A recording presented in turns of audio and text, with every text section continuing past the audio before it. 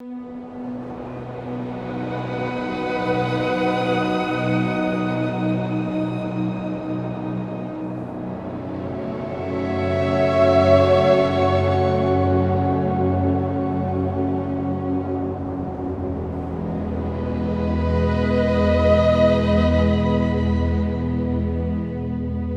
you've ever dreamed of sailing the stars and discovering new worlds, then Star Citizen's newest ship promises to deliver the perfect vessel to accommodate you on your mission.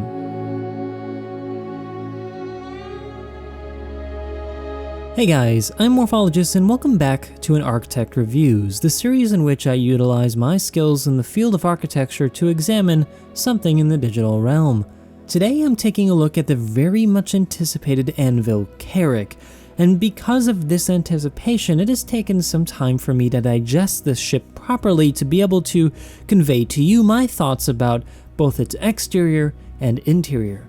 For me, I've found it to be a mixed bag, with both good and not so good moments. So in this video, I'm going to take you from deck 1 all the way up to deck 4, top to bottom, bottom to top, and talk to you about its failures and successes, and by the end, hopefully you'll have learned a little bit more about architecture and design.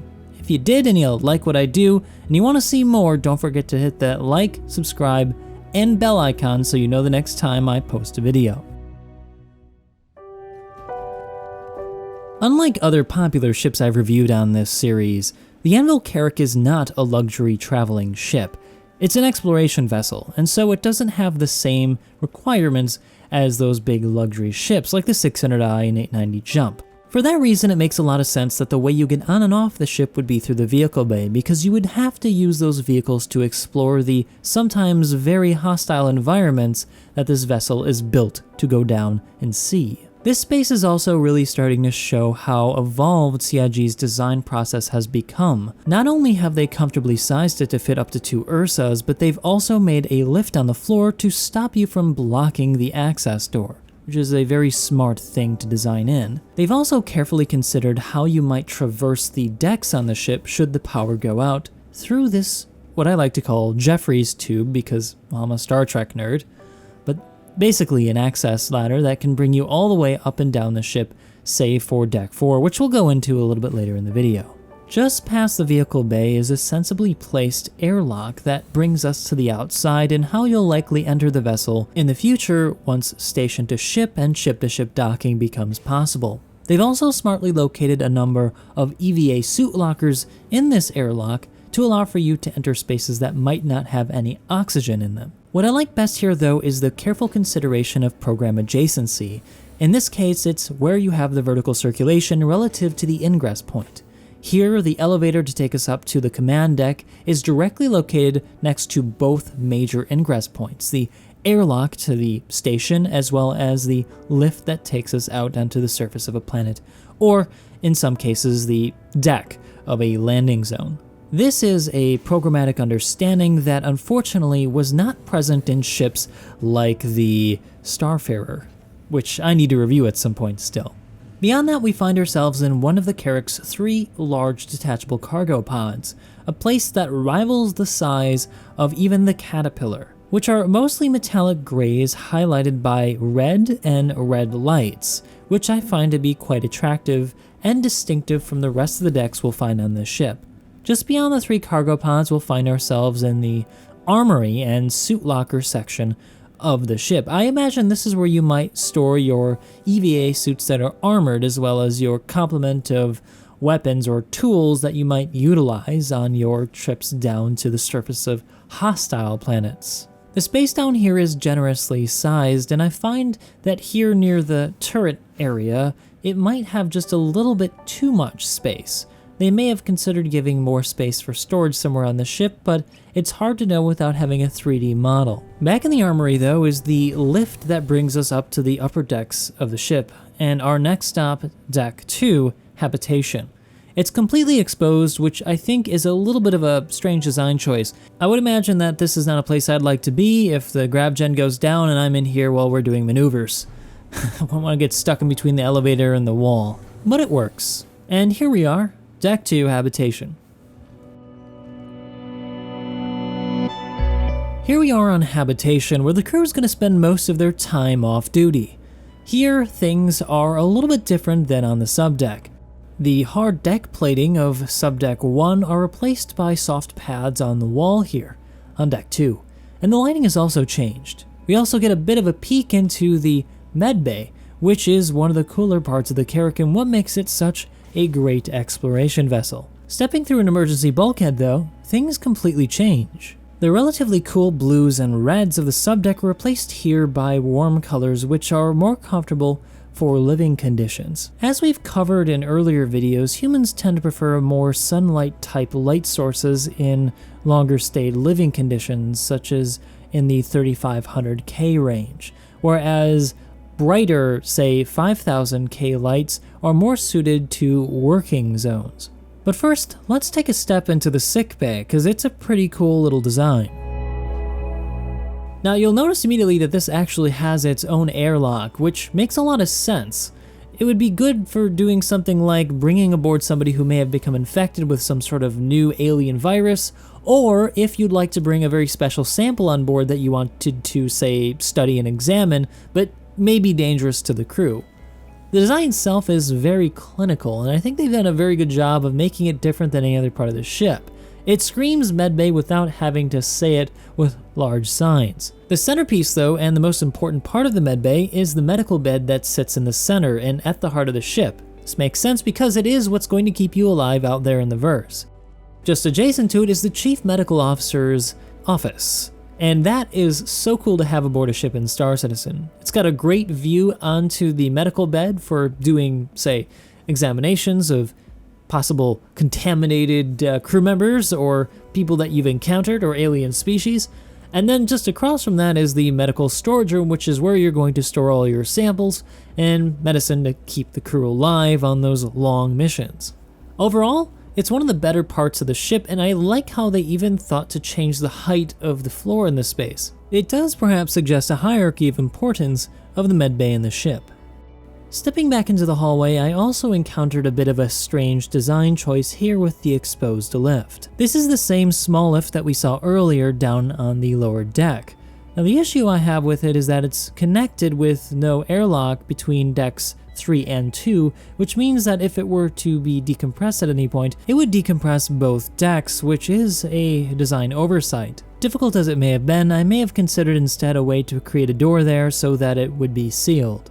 Moving on now to the mess hall, it showcases a very interesting design choice on the part of CIG to create a split level design where some of the decks are slightly lower, slightly higher than other parts of the ship. There may be an underlying need for this to have happened considering the amount of space on board, but it may actually just be that that's the way they wanted the ship to look, and I actually quite like it. More specifically though, I really like how they located windows directly across from one another here in this design, enabling you to effectively see through the entire ship's width.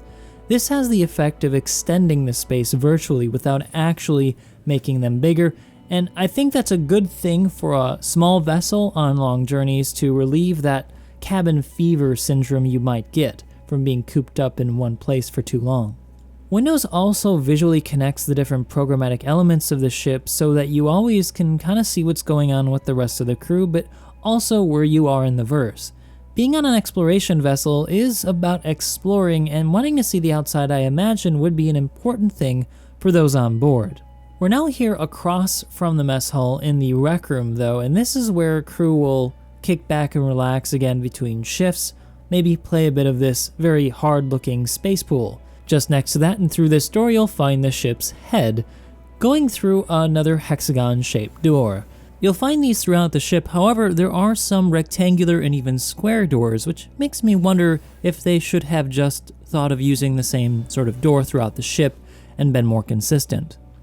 Now, across from that door, you'll find the racks for the crew, and this comes equipped with 5 total. Now this does seem to be enough for the ship, though it would be nice to have a few more just in case you wanted them. There seems to be enough space to add at least one more rack, but you can always hot rack with this, and so it might not be too much of an issue. I again especially like that they're using very light grays and whites here in the crew quarters to make the space feel bigger, Remember that dark colors compress space visually and can make it feel less comfortable than it might otherwise feel. I also like the selection of lighting in the bunks themselves. Their fall off is limited enough to make them feel comfortable and not too bright, and it definitely feels like a space I'd want to get some rack time in. One of the benefits of not having too many racks in here though is it is pretty comfortably sized. Heading back into the hallway, our next stop is going to be in the captain's quarters, which is one of my favorite, if not my favorite space on the ship. The captain's desk is almost throne-like in the space, which makes sense since the captain is essentially king aboard his or her own ship. I also like the ample amount of storage to display your knickknacks as you've collected them in your travels around the verse. But also notice how they've raised the ceiling just above where the captain sits, giving prominence to this space. I've talked about this in previous videos, so it's really cool to see them utilize this technique as a method of giving hierarchy to this space subconsciously. Overlooking the ceiling plane is a common mistake of less experienced designers, and it's clear here that CIG is on the top of their game. They've also again used different temperature lights here in this more intimate space, giving it a much more comfortable feeling. But the designers aren't without their own sense of humor. If you look closely at this champagne bottle, you might notice a familiar name. Yes. Just to the right of the captain's desk is the captain's private bunk and private head, which again are utilizing a warmer temperature, specifically where the captain sleeps. I really again like this attention to detail. Color temperature and lighting is again an often overlooked design feature that is really important to making a space feel comfortable. If this were all evenly lit and very high temperature blue-like lighting, I'd imagine it would feel very clinical, sterile, and uncomfortable. But now let's step back on the turbo lift. Okay, there's nothing turbo about it, but let's step back on the lift and get up to deck 3, which is described as the technical deck, and you'll see exactly why that is when we arrive.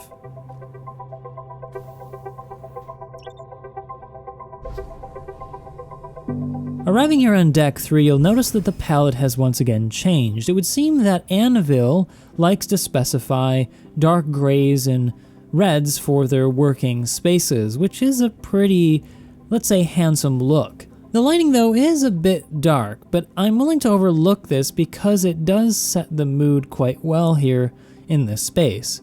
It may not be practical in the real world, but here in Star Citizen, it looks pretty freaking cool. One strange note about this though is that when I first saw images of this deck on the website, I thought that this was on the lower decks. It's a bit strange to me that they should set the angle of the walls kind of as if you were in the hold of a ship on the upper decks. I'd prefer that to maybe be in a different direction, maybe flipped. I also took note of their attention to detail when it comes to how they're ventilating the space. HVAC is definitely not something required for an internet spaceship, but they took the time to think about how you would run oxygen up and down its decks. Here in the center of the space, you can clearly see ventilation holes as well as ducting that goes from the forwardmost part of the ship all the way to its stern. Now let's step into the drone bay. This is one of the reasons why this is called the technical deck. It's here you'll be able to maintain and deploy your drones for various missions such as repair, mining, or exploration whilst you're on mission. It's a pretty neat space, and I like how they've got these louvers over the windows just in case something, say, explodes. I also like that in this space that there's a bit of exposed structure, which gives us a little bit of an idea of what the Carrack might look like just under its skin. Smartly located across from the drone bay is the workshop of the ship, and this is where you're going to be fixing things like your EVA suits, your armor, your weapons, any modules that may have gone down. You might even use the 3D printer here to make some new ones. I also think that even just having a repair bay on board is a really great idea for a long-range vessel that will not be able to return to port as often as other ships when they're out on the frontier. I think that's again what makes this ship feel so polished, that they've thought of so many things. Stepping back into the corridor, we're greeted with the Shuttle Bay, which we'll be visiting shortly. I just want to show you quick where the Jeffries tube ends here on the upper deck. It's called a service ladder here on the ship, and you can see this is how you might get all the way up to the technical deck should the power go out. It's a pretty cool little feature. Now, the Shuttle Bay is a really important feature to have on the Carrack because it enables you to do things like park your ship in orbit and go down in a much more fuel-efficient vehicle. Fuel in the Carrack's expensive, but more importantly, when you're out in space and you're very far from port, it's not a good idea to be wasting fuel going down into a very thick atmosphere or into a gravity well that's very difficult to get back out of. The Hangar Bay is also consistent with the rest of the ship with its very angular style of walls, but here it actually comes into play as being pretty useful. Because the opening is larger than the pad, it makes it a lot more simple to get a vehicle down in here. In fact, if you accidentally hit a wall, they'll kind of direct you down onto the pad. You can also get a glimpse of the airlock and observation room on Deck 4 just above the hangar and overlooking it, which will be our next stop after we complete our visit here of the technical deck. Now, just beyond the hangar, you'll find yourself in a fairly large corridor that will lead you to the elevator that takes us up and down the ship, which we visited a little bit earlier, and if you access the side corridors, you'll find the access hatch to either the port or starboard side turrets. Its access corridor is very reminiscent of, say, something from the Millennium Falcon. I quite like it, and the ball turret's a heck of a lot of fun to use. Moving even further aft, we find ourselves in the rearmost section of the ship, which is engineering. This, to me, is a really well-designed space. Not because I know anything about engineering aboard spaceships, I don't think many of us do, but because they had to go about making the space convincing enough to feel like the engine room of a spaceship. And it's also one of the first dedicated engine rooms we've gotten in Star Citizen, and I think they've done a really good job. It spans 2 decks, giving you multiple access points for the many modules that you're going to have to maintain in the final version of Star Citizen. And the nerd in me can just imagine running up and down these decks repairing things as we're in battle or as we just need to keep the ship afloat while on a long mission. Often in architecture, we try to create something that evokes an emotional response. And I think this is one of those spaces in this ship that does that. It's not what you might think when you think of good design, like a really well-crafted space with beautiful sweeping curves on the walls. Rather, they've paid really close attention to the detail work here to make it more convincing that this could be a real science fiction engine room, with exposed cables, structure, accessible panels, interesting lighting, and yes, even some moody mist. So of the many spaces aboard the Carrack, this is one of the most wildly successful ones. Overall though, as you may have been able to tell from this review so far of the interior, I've not found many faults with it. That's because I think they did a really good job with the interior of the Carrack. But we're not done yet. It's time to take a step onto the Stellar Cartography deck, which is Deck 4. Now, I said earlier that there was a Jeffries tube that could give you access to multiple decks of the ship should it be powered off. Now, there's one big design flaw in this ship, and that's there is no Jeffries tube to Deck 4, and so should the power go off, you will not be able to access this without having to EVA outside the ship or crawl up the elevator shaft itself, which seems like a pretty dangerous prospect, especially if the elevator has become jammed or is stuck on the 4th deck, completely cutting off access. Stellar Cartography, though, itself is pretty gorgeous.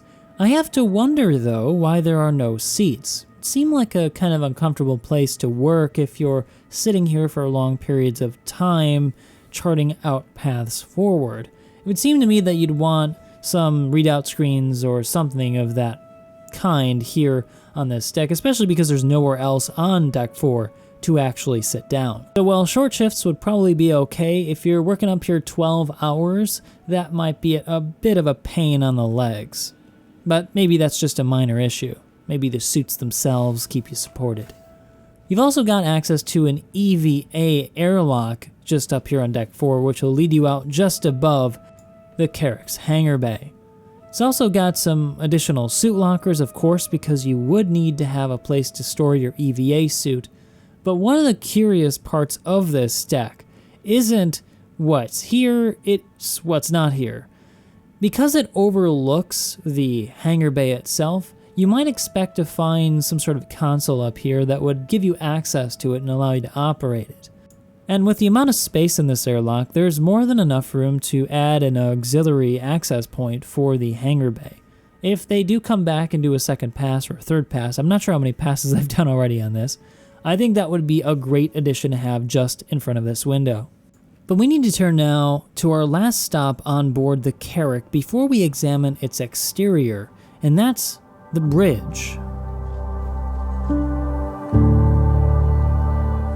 For the intrepid explorer, this is where you're going to be spending the majority of your time, and as such it should be a very well treated space.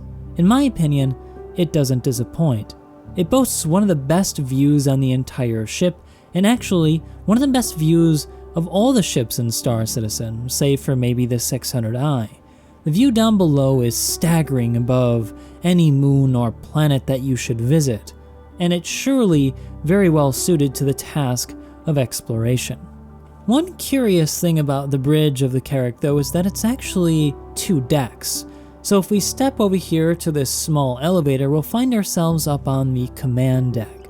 So this lower deck is really meant then for the pilot and navigators to control the vessel, whereas this upper deck might be where the commander is spending the majority of his or her time directing the rest of the crew on how to react to, say, dangerous situations, or to respond to signals that they may be trying to locate the source of. Again here, with all the technical spaces aboard the Carrack, they're keeping with this theme of grays and red accents, and it really works well here on the bridge, giving it again a very handsome look. I also love the very centrally located holo table here. It's where people you could imagine would be standing around discussing the next move. There's also a really cool looking command control console here, which actually can fly the ship. Here though, we begin to see a bit of some artifacts from the multiple changes in the size of the ship. There was a time where the Carrack was much longer, much larger than it is today, and I think at that time the upper bridge was supposed to look down on the lower one. Now, because of its size, unfortunately, we can only see what's outside and not what's below, which is a bit of a disappointment because you lose that sense of scale that you might have otherwise had on such a majestically large bridge.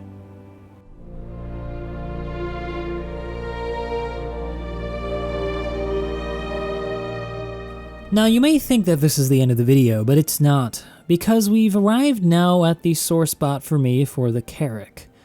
I think the interior was done wonderfully, the arrangement of spaces is superb, and the polish is better than any ship that I've seen so far. However, when we take a look at the exterior's form, it is a far cry from what was once the concept for it. It was originally a very avian sort of looking ship, a bird of prey if you will, and now it seems a bit more like a penguin of prey. Now mind you, penguins can be fierce creatures, but they don't always look so. Now I think I might know what the issue is. Here's the profile of the current design of the Carrack, and here's my version that I've made some small adjustments to. Again, here's the original and my slightly changed version. I tried pulling back the drop-down bay from the nose slightly to give it a bit of a longer look. I also slimmed down the underside just slightly and added a bit more definition to the engine that continues the line from the front and ends it at the rear, and I think that's one of the things that made the original design so successful was the separation of the upper and lower part, making it seem a lot more slender than it was. Here as a reminder though is the original concept that we got. Now I think the newer version actually has better design elements than the original, but the original still has something over the current one, and that's its very slender look. This version you see on the screen now though was one that was posted a little bit later, an actual model that they had in game when the ship grew to a much larger size than it originally was advertised as.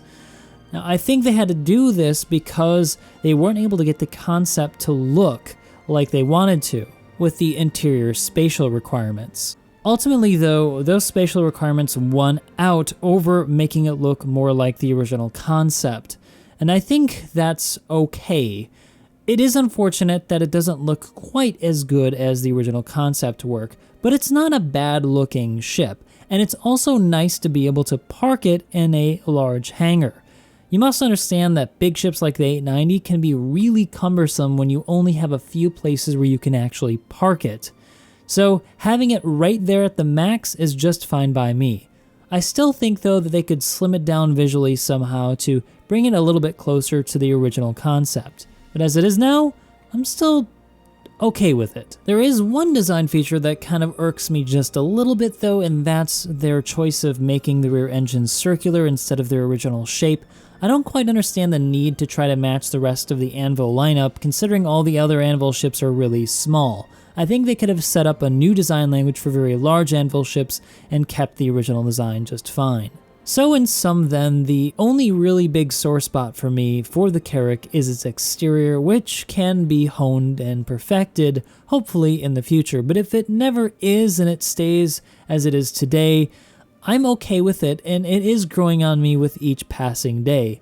The exploration livery does also help accentuate its more appealing qualities, the upper part of the ship, and kind of minimizes its underbelly, which makes it look fat. After all, it's that underbelly that really is what ruins the look of the ship from the exterior, and if that can be minimized, I think overall it'll be all the better for it.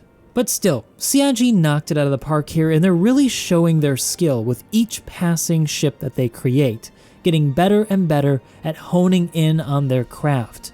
I think John Crew and his guys have done amazing work. But what about you guys? What about this design do you find to be successful or not so great? Let me know down in the comment section below. I love reading your comments and interacting with you guys. Even though this turned out to be a very long video, I still didn't have enough time to cover every nook and cranny of the ship, so I'm sure you guys are going to spot some great stuff. By the way, did you guys know that all the ships you see in this video are community members that just flew with me the other night? That's right, if you want to fly with me, check me over on Twitch down in the description below and become part of the Armco community today, which is also found in the description. And of course, I hope to see you in the verse.